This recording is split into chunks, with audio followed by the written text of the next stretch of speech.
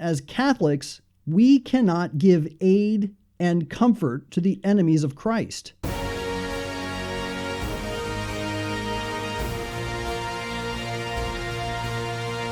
Hello and welcome once again to the Lepanto Institute podcast, Bold and Stupid Men. I'm your host, Michael Hichborn. This has been quite a busy week, so we're just going to jump right into it. As you all know, last month the Lepanto Institute published a report on Catholic Relief Services detailing its participation in the distribution of 2.25 million units of abortifacient contraception and condoms. In response, CRS initially denied any wrongdoing, but then wound up actually admitting that it is guilty of proximate cooperation in evil. And mixed up in this response, CRS essentially asked bishops and the faithful not to pay any attention to our report and to simply take their word for it that they didn't do anything wrong. So, on Monday morning, the Lepanto Institute published an open letter to the U.S. bishops asking them to read CRS's dismissive response to our report with a critical and realistic eye, and to consider how CRS is in direct violation of Pope Benedict XVI's motu proprio on the service of charity. This is all on our website, but for those who haven't read our open letter, the motu proprio issued by Pope Benedict is a binding document.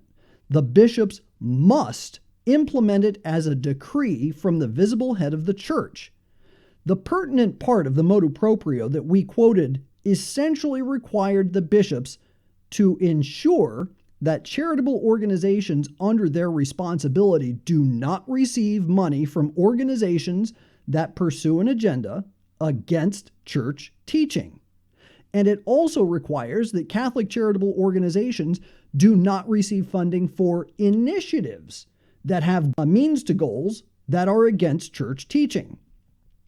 The bottom line is this: according to the motu proprio, CRS should not be receiving funding from organizations like PEPFAR, USAID, the Bill and Melinda Gates Foundation, and it's not allowed to participate in programs like Project Access, which stated at the very beginning of the project that the spread of contraception was one of its goals. Anyway, Monday morning we published our open letter, and suddenly several people reach out to contact us all at once, saying that Archbishop Coakley had just called us out in the middle of the USCCB's annual assembly. Now, before I actually get into what Archbishop Coakley said, we have to go back a little bit and get into why he said it. It turns out that our open letter to the bishops went out just as Carolyn Woo, the departing president of Catholic Relief Services, was finishing up a rather tearful farewell address. After giving a long presentation on how wonderful CRS is, and after talking about some of the horrible things that she had witnessed in terms of disease, disaster, war, poverty, Woo got visibly upset and started talking about what she thought was the worst thing that she had encountered. According to Dr. Woo, the worst thing wasn't any of the things that I just mentioned: disease, war, disaster, poverty.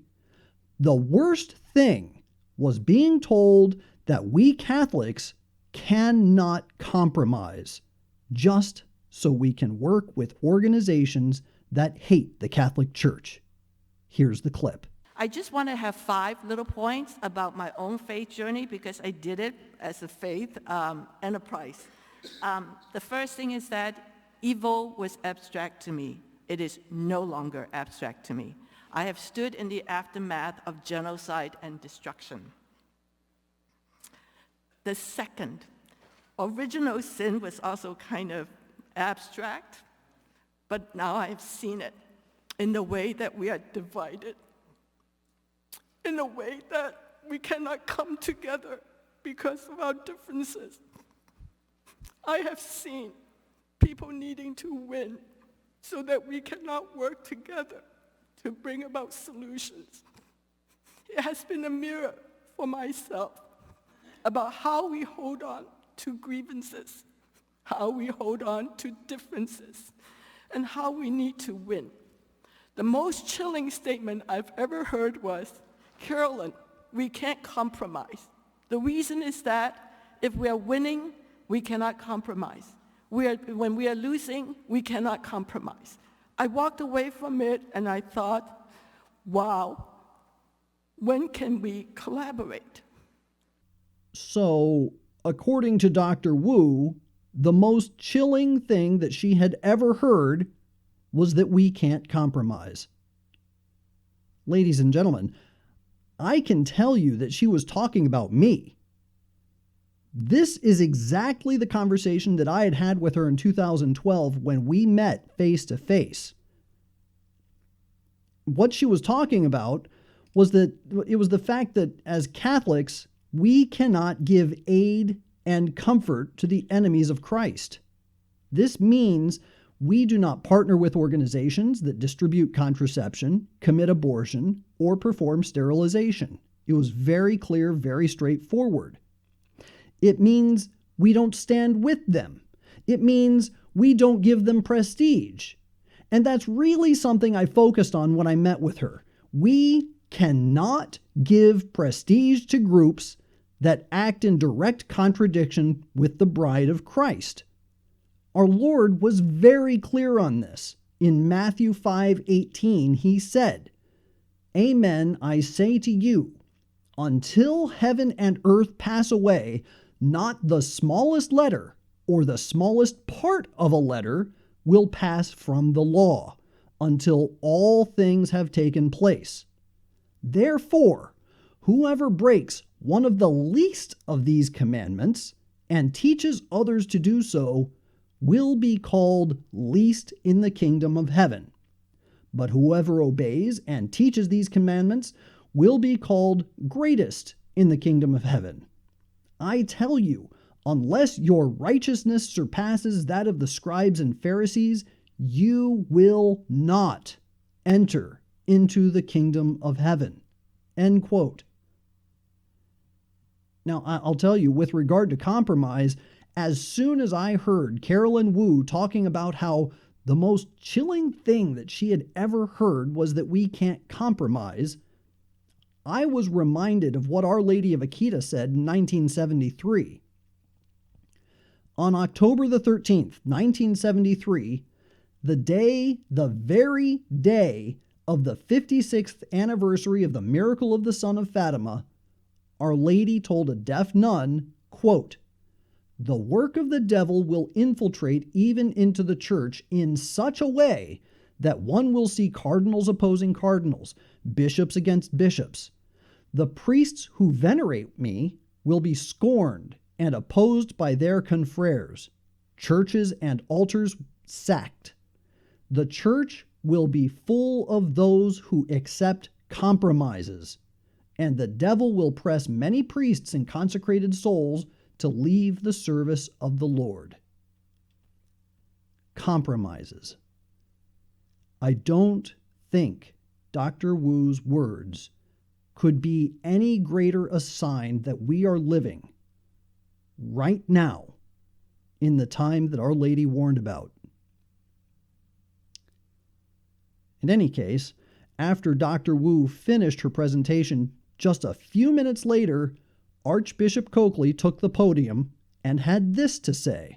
My brother bishops, so thank you for your encouragement, for your support of Carolyn and her outstanding work for CRS during her 5 years of service. And by a kind of bitter irony, even as Carolyn was just speaking, I noticed that an email came to my inbox from the Lepanto Institute with the latest allegations about CRS's work. But I think you're understanding that Catholic Relief Services is a Catholic organization from start to finish.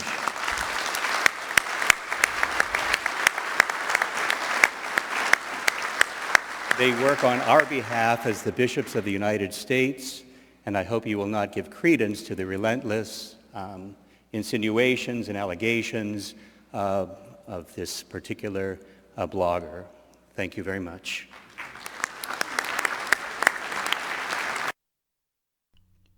So, pay no attention to the man behind the curtain.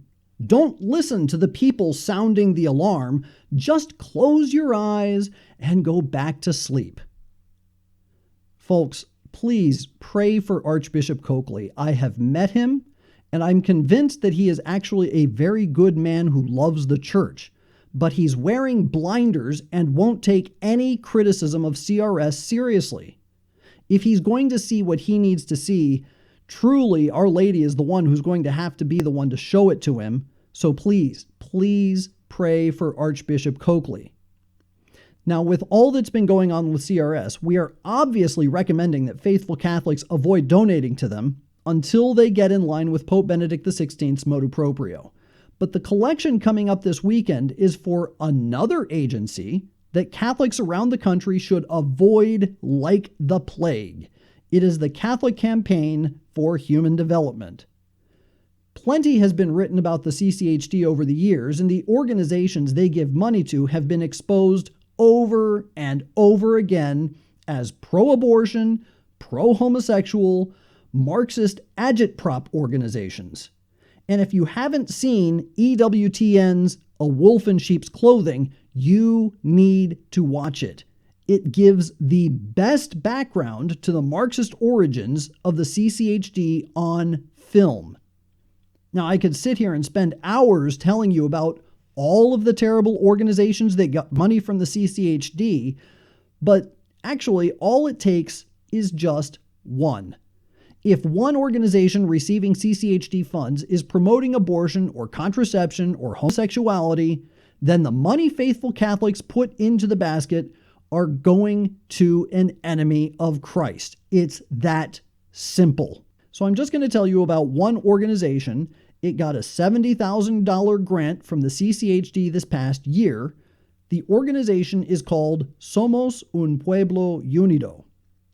This is an organization that I have exposed on several occasions and even personally hand-delivered a profile to CCHD Executive Director Ralph McLeod, explaining to him how this organization is promoting abortion and homosexuality. Here's an example. In its own newsletter, it published an ad for a group called PFLAG, which is a homosexuality advocacy group. On its radio show, hosted by Marsala Diaz, which is Somos un Pueblo's executive director, she interviewed someone from an abortion and contraception advocacy organization called Young Women United. I just want to play a few clips for you right now, just to give you an idea as to how direct this organization's violations of CCHD guidelines and church teaching really is. Here's the opening clip, just so that you can establish that, yes, indeed, this is from the Somos un Pueblo Unido radio show. Here's the clip.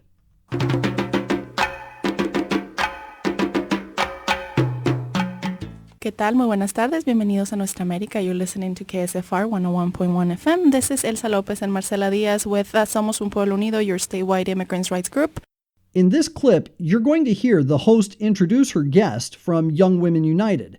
And right away, it will be established that Young Women United is focused on reproductive health, which is code for birth control and abortion. And toward the end of this clip, you'll hear the host praise Young Women United's, quote, tremendous work. We have a lot of good friends and organizations all over the state that are doing great work. And today we have joining us via telephone from Albuquerque, Denicia Cadena, a community organizer from Young Women United. Good afternoon, Denicia. ¿Cómo estás? I'm doing well, thank you. That's great. Thanks for joining us. So you are with Young Women United, and tell our listeners what you guys do. Well, Young Women United is a community organizing project by and for young women of color. So we've been working on a variety of issues since our founding over 11 years ago. But the circle that I work with, the Young Women's Circle, which is women of color, age 13 and 19, has really been focused on improving reproductive health services for young women of color and all youth in Albuquerque.